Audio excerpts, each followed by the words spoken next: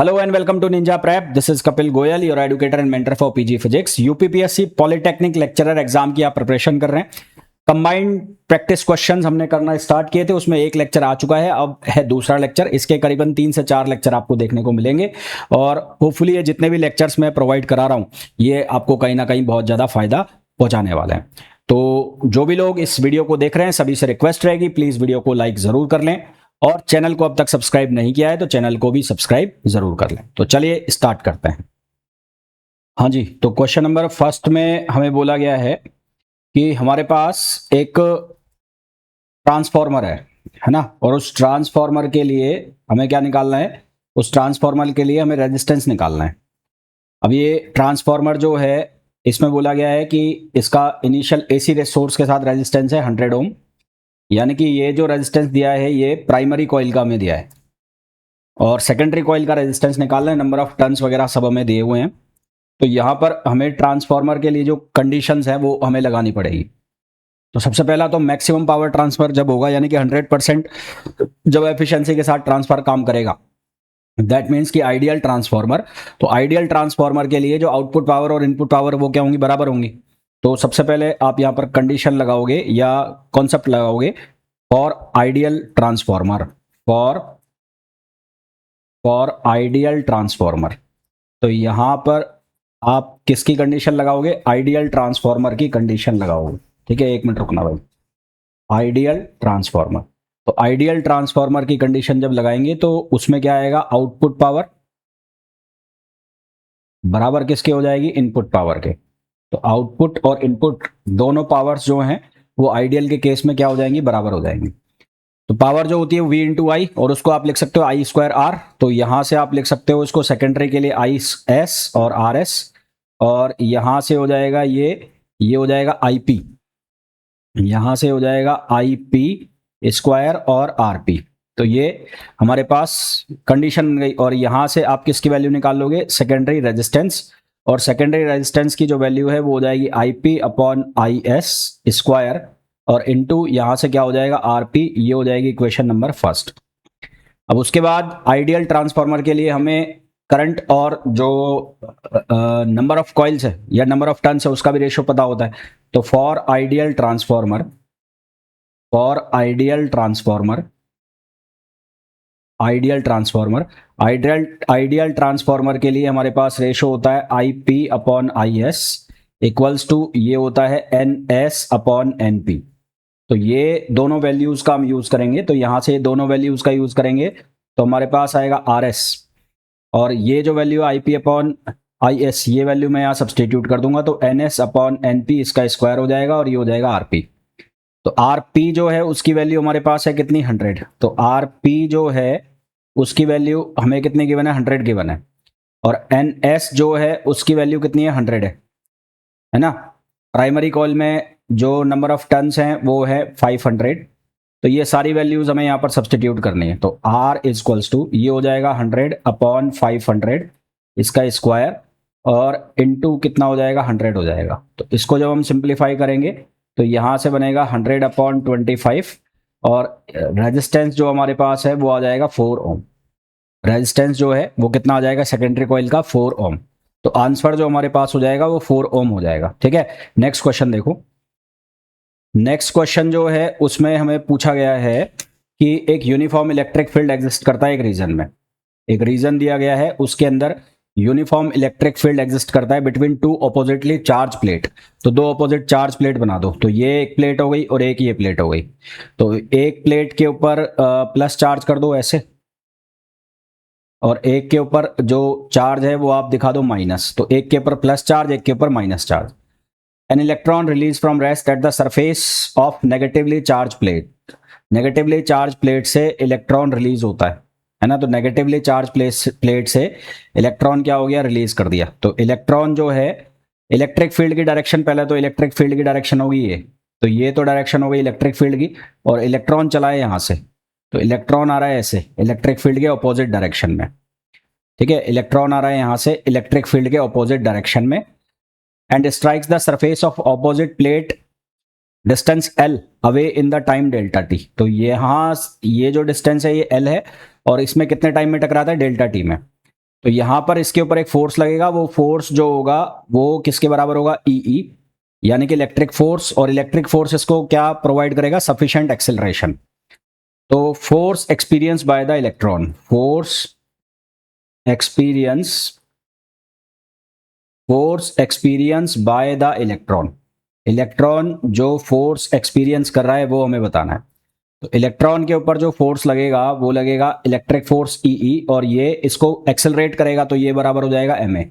तो यहां से हम क्या निकाल लेंगे, यहां से एक्सेलरेशन निकाल लेंगे, तो वो हो जाएगा ई अपॉन एम। तो ये हमारे पास एक्सेलरेशन हो जाएगा और ये कांस्टेंट एक्सेलरेशन बनेगा।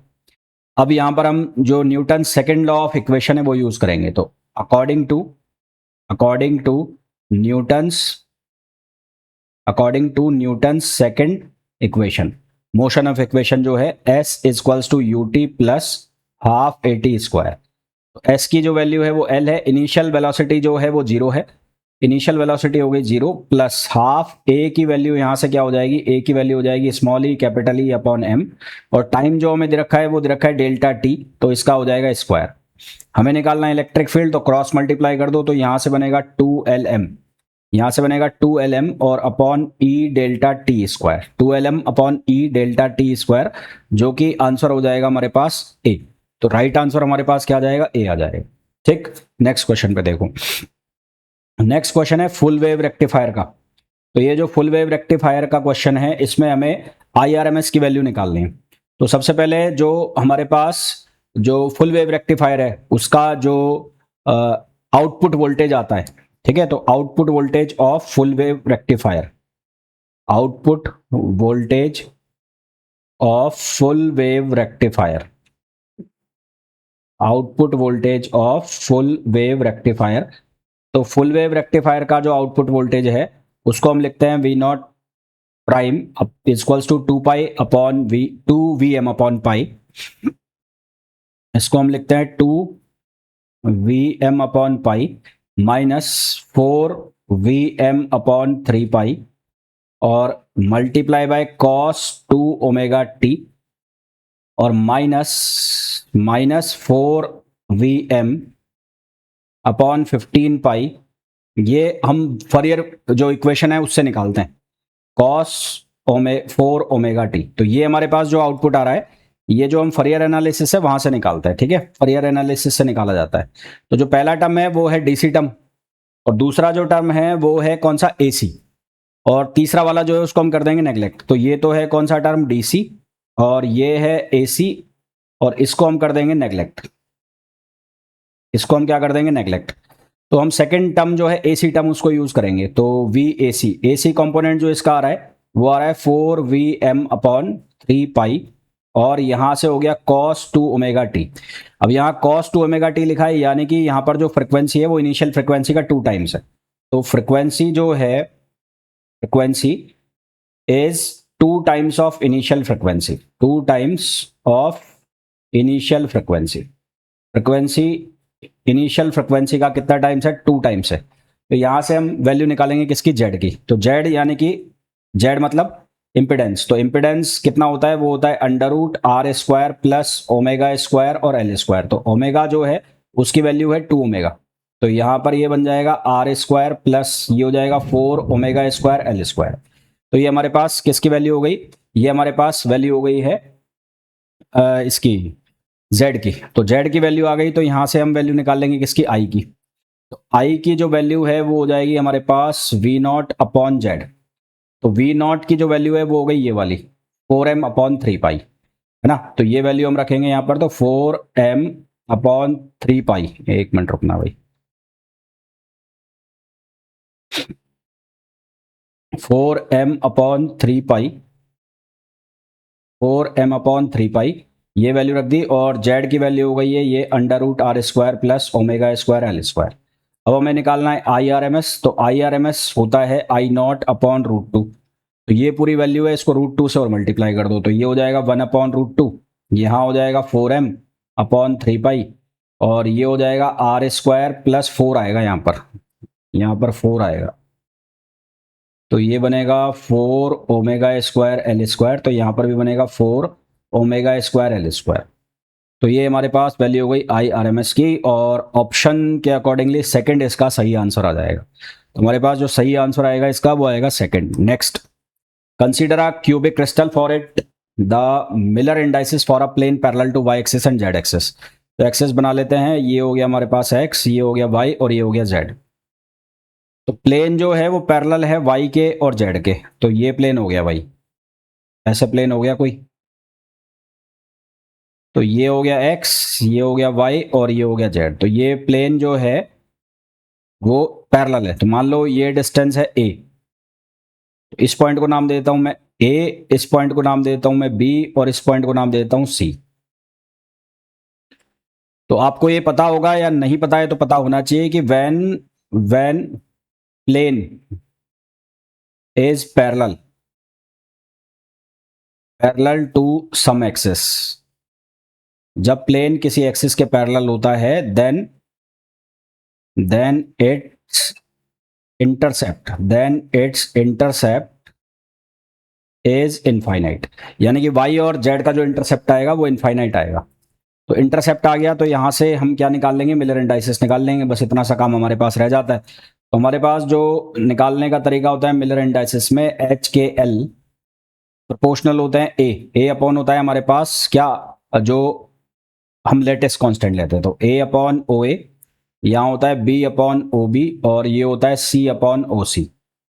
तो A अपॉन OA ये तो हो गया A, यहाँ पर कितना हो गया B पर इनफाइनाइट, और इसी तरह से C पर भी क्या हो गया, इनफाइनाइट हो गया। तो ये बनेगा हमारे पास 1, यहाँ बनेगा 1 अपॉन इनफाइनाइट और ये बनेगा 1 अपॉन इनफाइनाइट। इसका हमें करना होता है रेसिप्रोकल, तो इसका हमें करना होता है रेसिप्रोकल। तो यहाँ से HKL यानी कि मिलर इंडाइसिस आएंगे 1 0 और 0। तो आंसर हमारे पास क्या आ जाएगा, थर्ड आ जाएगा 1 0 0। क्या आंसर आ जाएगा, थर्ड 1 0 0। नेक्स्ट है the magnitude of magnetic field at perpendicular distance 20 centimetre from a long straight wire. तो लॉन्ग स्ट्रेट वायर है, इससे कितनी डिस्टेंस पर है, 20 सेंटीमीटर पर। यहां पर मैग्नेटिक फील्ड निकालना है। तो फॉर्मूला होता है इसके लिए मैग्नेटिक फील्ड का mu naught I upon 2 pi R। Mu naught की वैल्यू को आप लिख सकते हो 4 पाई इंटू 10 पावर -7। I जो है उसकी वैल्यू हो गई 35 ampere, 2 pi as it is, और R जो है वो हो गया 20 सेंटीमीटर। इसको कर लो आप मीटर में, तो 20 इंटू 2 10 पावर -2, तो ये हो गया 2। तो यहां से आ गया B 35 दूनी 70, और ये 10 पावर हो जाएगा -5 और अपॉन ये हो गया 20, जीरो गया 3.5 आएगा। नहीं 3.5 तो आंसर ही नहीं बन रहा, यहाँ कुछ गड़बड़ है कैलकुलेशन में। 3.5 आंसर आएगा, 3.5 तो ऑप्शन में नहीं है। 3.5 इंटू 10 पावर -5 टेस्ला। तो यहाँ पर यही पूछा है ना मैं, मैग्नीट्यूड ऑफ मैग्नेटिक फील्ड। तो इसको आप सही कर लो, ये ए ऑप्शन जो है इसको आप सही कर लो। तो आंसर हमारे पास क्या आ जाएगा, ए आ जाएगा। ठीक, नेक्स्ट क्वेश्चन है, in the Yukawa mason theory of nuclear force the potential for the nuclear force between neutron and proton. ये तो रट्टाफिकेशन वाला क्वेश्चन है, आंसर हमारे पास सेकंड आएगा इसका, है ना, रटने वाला क्वेश्चन है, आंसर क्या आएगा, सेकंड। ये पोटेंशियल्स जो हैं वो आपको याद करने होते हैं। नेक्स्ट क्वेश्चन में आ जा भाई। अच्छा, नेक्स्ट क्वेश्चन में least cut off frequency wave guides का क्वेश्चन है। तो least cut off frequency F minimum, rectangular wave है, तो रेक्टेंगुलर वेव के लिए होती है C/2 और अंडर रूट, यहां होता है m² अपॉन A² और प्लस n² अपॉन B²। तो A की वैल्यू दे रखिए 5 सेंटीमीटर, तो A है 5 सेंटीमीटर, इसको आप लिख लोगे 5 इंटू 10 पावर -2 मीटर में। B की वैल्यू जो है वो दे रखिए 4 सेंटीमीटर, इसको आप लिख लोगे 4 इंटू 10 पावर -2 मीटर में। और मिनिमम के केस में लीस्ट फ्रिक्वेंसी के लिए, तो फॉर लीस्ट फ्रिक्वेंसी, तो लीस्ट फ्रिक्वेंसी के लिए m की वैल्यू हो जाएगी 1 और n की वैल्यू हम ले लेंगे 0। तो यहां पर जब हम वैल्यू सब्स्टिट्यूट करेंगे तो f मिनिमम इक्वल्स टू बनेगा C/2, ये हो जाएगा 1 अपॉन A² और ये हो जाएगा 0, तो ये बनेगा C/2A। वैसे तो आप डायरेक्ट अगर फॉर्मूला जानते हैं तो ये वैल्यू रख भी सकते थे, तो C जो है उसकी वैल्यू होगी 3 इंटू 10⁻8 और 2 A जो है A की वैल्यू हो जाएगी 5 इंटू 10⁻²। तो 5 इंटू 2 10, तो ये बनेगा 3 इंटू 10 ये आ जाएगा हमारे पास 3 इंटू 10 ऊपर चला जाएगा 9, एक और चला जाएगा 9 हर्ट्ज हो जाएगा। तो यहाँ से 9 हर्ट्ज हो गया ये आंसर हमारे पास, 3 इंटू 10⁹। 5 दूनी 10 और एक, हाँ 3 इंटू 10⁹। अब 3 इंटू 10⁹ जो है वो कौन सा आंसर बनेगा? यहाँ तो गीगा दे रखा है, गड़बड़ है भाई, ये आंसर आएगा, यहाँ गड़बड़ है, गीगा दे रखा है। नेक्स्ट है हमारे पास क्वेश्चन जो है, ये तो कौन सा है, नहीं ये इसका क्वेश्चन नहीं है, नहीं। नेक्स्ट है, a certain atom has 6 electrons in the 3D level. What is the maximum possible? 3D level है, 3D level में कितने इलेक्ट्रॉन है? 6। तो 3D का मतलब हो गया, D का मतलब हो गया 10, तो यहाँ बनेंगे 5, 1 2 3 4 और 5। तो ये हो गया 0। L की बात करूं तो L की वैल्यू हो जाएगी कितनी? -2 से +2। तो ये हो गया -2, ये हो गया -1, ये हो गया +1 और ये हो गया +2। 6 इलेक्ट्रॉन फिल करना है, तो 1 2 1 2 और 1 2। तो हमें वैल्यू निकालनी है ml, तो ml की वैल्यू निकालनी है। तो आपको क्या निकालना है? ml की वैल्यू और उसके बाद ms की वैल्यू। ml की जब वैल्यू निकालोगे आप, तो ये 6 हो गए, तो यहां से आपको वैल्यू सब्स्टिट्यूट करनी है। तो इसके अंदर कितने आ गए? 2, और 2 को मल्टीप्लाई कर देंगे हम किसके साथ? 2 के साथ। +2 से चालू करो ना यहां से, 2 +1 0, -2 और -1, 2 इंटू 2 +1 इंटू 2 +0 इंटू 2, तो ये बनेगा 4 + 2 6। तो ml की वैल्यू तो आ गई अपने पास 6, यानी कि ये ऑप्शन और ये ऑप्शन गलत है। फिर आप निकालो ms, तो ms कितने है टोटल? 6 इलेक्ट्रॉन है, तो 6 इलेक्ट्रॉन है, तो एक के लिए +1/2, दूसरे के लिए -1/2, फिर +1/2, फिर -1/2, फिर +1/2, फिर -1/2, 0 हो जाएगा। तो आंसर अपने पास कितना आएगा? 6 और 0, यानी कि option second. Next, magnetic flux निकालना है और फाई की value, magnetic flux through a coil दिया हुआ है, रेजिस्टेंस है 5, और जो हमारे पास फाई की वैल्यू है वो दे रखी है, इंड्यूस करंट दे रखी है। हमें निकालना है uniform magnetic field varies as milli weber the induce current in the coil. Induce current की वैल्यू निकालनी है, तो इंड्यूस करंट की वैल्यू निकालनी है, तो यहां से आप सबसे पहले निकाल लो ई की वैल्यू। तो ई जो होता है वो होता है -dφ/dt, और इसका हम निकाल लेंगे मैग्नीट्यूड। क्या निकाल लेंगे? मैग्नीट्यूड। तो dφ/dt, इसका डिफरेंशिएशन करो, तो ये बनेगा 6t² + 5, और एट t = 5, t = 5 पर इसकी वैल्यू हम निकाल ले, तो t = 5 पर ये वैल्यू क्या आएगी? यहाँ 6 और 5 का स्क्वायर + 5, 5 का स्क्वायर 25, 25 6 125 + 5, 25 6 150, 125 नहीं, तो ये हो जाएगा 150। 150 + 5, तो ये हो गया 155, और आपको निकालना है ई, तो ई आई इक्वल्स हो जाएगा E/R, तो ये हो जाएगा 155, और आर हो गया 5। तो यहां से इसको सिंप्लीफाई करेंगे तो ये बनेगा 31 मिली एम्पियर। क्या बनेगा? 31 मिली एम्पियर। नेक्स्ट है, radio active nuclei A with half-life t decays into a stable nucleus. At t = 0, there is no nucleus of B. At some instant t, the ratio of number of B to A is 0.3. तो NB/NA का जो ratio दे रखा है वो 0.3 है। तो t की value निकालनी है, जो जिस इंस्टेंट पर जो t का रेशियो 0.3 हो जाता है उसकी वैल्यू हमें निकालनी है। तो क्वेश्चन में बोला गया है A से B में बन रहा है, तो सबसे पहले एट t = 0, तो t = 0 पर यहाँ पर n है और यहाँ पर कितना है? 0 है, इसको हम n0 लिख लें। और एट t = t, तो यहाँ कम हो गए n0 - n, और ये हमारे पास यहाँ पर na, सॉरी ये बी में बन गए एन नॉट माइनस एन, यहाँ बचे जो, तो यहाँ कम कितने हो गए, यहाँ एन ए जो है उसकी वैल्यू हो गई एन, और यहाँ जो बचे वो कितने बचे, वो बचे N not minus N, N not minus N.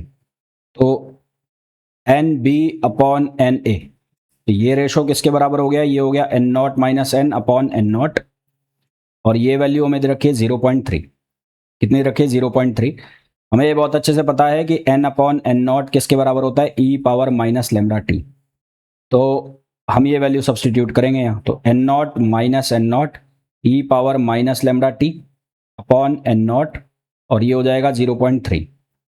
कितना हो जाएगा, 0.3 हो जाएगा। तो यहाँ से एन नॉट कट जाएगा हर जगह से, तो यहाँ से हमारे पास बचेगा 1 माइनस ई पावर माइनस लेमडा टी और 0.3, ये हमारे पास बचेगा। ठीक है, 1 माइनस, यहाँ पर भी तो एन आएगा ना, एन ए की वैल्यू एन लिखो यहाँ पर ए, तो यहाँ पर भी e power minus lambda t करो, e power minus lambda t, तो फिर इसको आप करो e power lambda t plus का, तो ये हो जाएगा e power lambda t minus 1। तो यहाँ से हमारे पास बनेगा e power lambda t equals to 1.3, और लेमडा टी की वैल्यू जो है वो हो गई एल एन 1.3, और हाफ लाइफ जो है वो है टी। तो टी हाफ लाइफ का जो फॉर्मूला होता है वो होता है L N two upon lambda, और ये जो हाफ लाइफ है ये हमें रखिए टी, तो यहाँ से 1 अपॉन लेमडा की वैल्यू जो आ जाएगी वो आ जाएगी t upon L N two, ये लेमडा की वैल्यू आ गई। तो लेमडा की वैल्यू को हम यहाँ से यहाँ सब्सटीट्यूट करेंगे, तो लेमडा की वैल्यू को सब्सटीट्यूट करोगे तो ये वैल्यू आप सब्सटीट्यूट करोगे L N two upon t और इनटू स्मॉल टी, और यहाँ से हो जाएगा एल एन 1.3, एल एन 1.3, तो आपको निकालनी है टी की वैल्यू, तो टी की वैल्यू आ जाएगी t L N 1.3 upon L N two, तो आंसर हमारे पास आ जाएगा ऑप्शन बी। तो आंसर हमारे पास कौन सा आ जाएगा, ऑप्शन बी आ जाएगा। Next, a thin convex lens, तो थिन कॉन्वेक्स लेंस ये हो गया, और इसके लिए जो हमारे पास फॉर्मूला होता है वो होता है mu minus 1 upon R one minus 1 upon R two. तो यहाँ पर जो आर वन है वो होगा माइनस, ये 1 हो गया ना, तो ये होगा प्लस आर, और आर टू जो होगा वो होगा माइनस आर, तो ये हो गया -1, और ये हो जाएगा 2 अपॉन आर। आप चाहो तो डायरेक्ट भी इसको याद रख सकते हो। रेडियस ऑफ कर्वेचर 25 सेंटीमीटर है, focal length of the lens is 20 centimetre है। फोकल लेंथ जो दे रखी है वो 20 सेंटीमीटर है, और रेडियस जो दे रखी है 25 सेंटीमीटर है, तो कन्वर्ट करने की इसको खास जरूरत पड़ेगी नहीं आपको। तो यहाँ से आप लिख दोगे 1 अपॉन आर, नहीं है 1 अपॉन एफ है, ये गलत लिखा हुआ, 1 अपॉन एफ, 1 अपॉन एफ, तो 1 अपॉन 20 इजक्वल्स टू, ये हो गया म्यू माइनस 1 और ये 2 अपॉन 25। तो यहाँ से म्यू माइनस 1 की जो वैल्यू है वो हो गई 25 अपॉन 40। क्या वैल्यू हो गई, 25 अपॉन 40, ये वैल्यू हमारे पास आ गई। 25 अपॉन 40 कितना हो गया, 5/8, तो ये म्यू माइनस 1 की वैल्यू जो है वो 5/8 हो गई। तो यहाँ से म्यू की वैल्यू कितनी हो गई, 5/8, 8 प्लस 1, तो आंसर हमारे पास आ गया 8, और ये आ गया 13 अपॉन 8। तो 13 अपॉन 8 जो है वो हो गया 1.625, तो आंसर हमारे पास क्या आ जाएगा, 1.625। फिर आओ नेक्स्ट क्वेश्चन पे। नेक्स्ट क्वेश्चन में हमें दिया है कि एक इंटरफेस है, वो इंटरफेस जो है नो फ्री चार्ज है यहाँ पर, तो आपको बाउंड्री कंडीशन लगानी पड़ेगी। पहले तो यहाँ से आप एंगल बना लो, ये ऐसे, तो ये एंगल थीटा है तो ये भी थीटा हो गया, तो इसका एक कंपोनेंट जाएगा ऐसे E1 cos थीटा 1, और एक जाएगा ऐसे E1 sin थीटा 1। इसी तरह से इसका कंपोनेंट बनेगा, ये बनेगा E2 cos थीटा 2, और ये बन जाएगा E2 sin थीटा 2। तो सबसे पहले ही कंडीशन है कि कोई भी यहां पर चार्ज नहीं है, तो since there is no charge, since there is no charge at boundary, boundary पर कोई चार्ज नहीं है तो सिग्मा की वैल्यू हो गई 0। अब परपेंडिकुलर डायरेक्शन में हमारे पास होता है d1n minus d2n equals to sigma, और ये हो गया 0। तो यहाँ से d1n इक्वल्स टू हो जाएगा d2n, और ये बराबर हो जाएगा एप्सिलॉन 1 इंटू E1। इसका कंपोनेंट कितना हो जाएगा cos थीटा 1, और ये हो जाएगा एप्सिलॉन 2 और E2, और ये हो जाएगा cos थीटा 2, cos थीटा 2 वापस लिख देता हूं। तो ये हो जाएगा cos थीटा 2, इक्वेशन फर्स्ट। ये नॉर्मल डायरेक्शन में। और टेंजेंशियल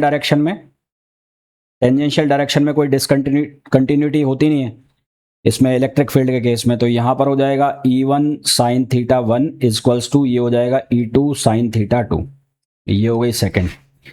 अब सेकंड को फर्स्ट से डिवाइड कर दो, तो सेकंड को डिवाइड करो फर्स्ट से, तो यहाँ बनेगा हमारे पास tan theta 1 upon epsilon 1 equals to ये बनेगा tan थीटा 2 अपॉन एप्सिलॉन 2।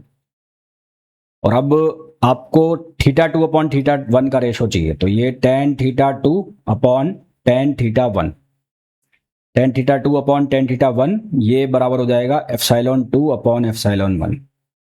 तो हमारे पास जो आंसर आ जाएगा वो क्या आ जाएगा, बी आ जाएगा। तो राइट आंसर जो है वो इसका क्या हो जाएगा, बी हो जाएगा। समझ आ गया। तो यहाँ पर आपको बाउंड्री कंडीशंस यूज करनी है। बाउंड्री कंडीशंस आपको यूज करना आता है तो ये क्वेश्चन जो है वो इजीली सॉल्व हो जाएगा।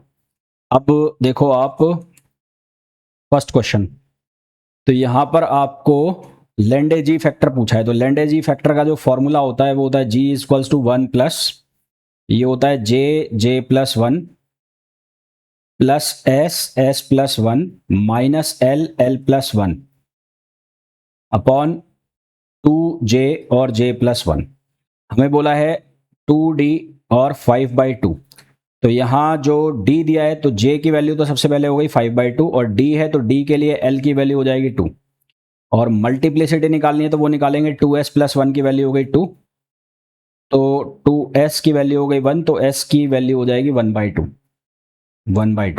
तो ये वैल्यू हमें सब्सटीट्यूट करनी है यहाँ पर। तो G equals to 1 plus J की वैल्यू 5/2, ये हो जाएगा 5/2 प्लस 1, ये हो जाएगा 1/2 प्लस 1 माइनस L की वैल्यू हो गई 2, तो 2 प्लस 1 और अपॉन ये हो जाएगा 2 इंटू 5/2, और ये हो गया 5/2 प्लस 1, तो यहाँ से 1, ये हो जाएगा 5 इंटू 7/4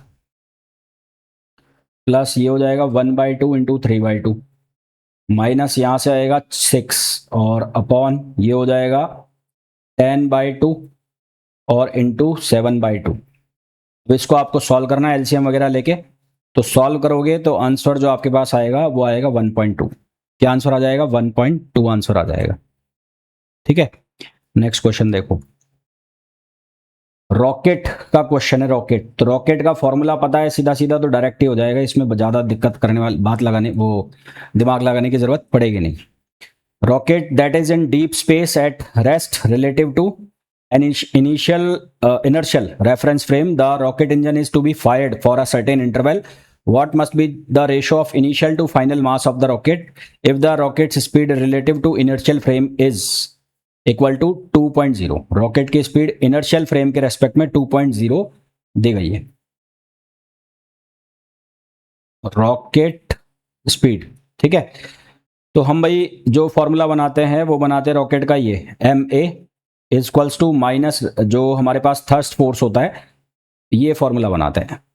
तो यहाँ से हम निकालते हैं m dv अपॉन dt, और ये बन जाता है minus VR dm upon dt, और फिर इसका हम करते हैं इंटीग्रेशन, और इंटीग्रेशन करते हैं यहाँ पर बन जाता है dv इनिशियल वेलोसिटी, ये फाइनल वेलोसिटी, यहाँ पर होता है हमारे पास माइनस VR रिलेटिव वेलोसिटी जो होती है, और ये हमारे पास इनिशियल मास होता है, और ये हमारे पास होता है फाइनल मास, और यहाँ पर लिखा होता है dm अपॉन m। ये रॉकेट प्रोपल्सन में हम डेरिवेशन पढ़ते हैं वो है ये।